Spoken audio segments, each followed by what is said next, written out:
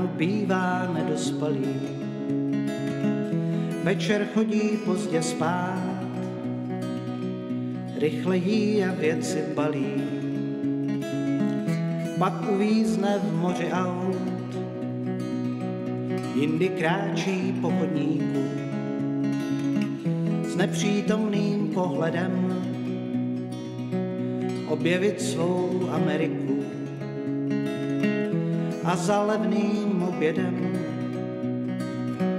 nepoužívá GPS, jezdí po silnicích, nedá na odbočky, drží se jen přímých cest, úmrz duší sněhové vločky. Nejméně už 10 roků nevychází z rutiny, nemá pokoj od nároků,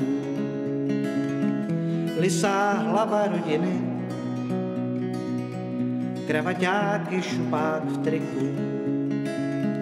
šedá kancelářská myš, tatík se sklony ke křiku, různé role herec týž, píše jen přes SMS, má už poznámek a textů plné bločky, je to zkrátka starý pes,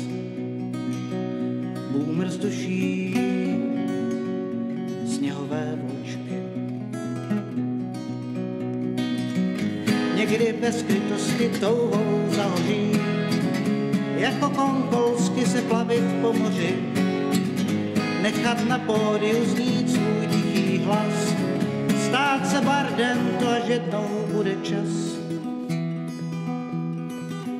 Zatím ale brzy k ránu musí zbudit se a vstát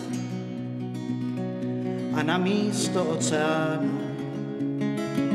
zas uvízne v moři aut. Rád by v aplikacích měl 7 životů, tak jako mají kočky, ještě snít nezapomněl, boomer z duší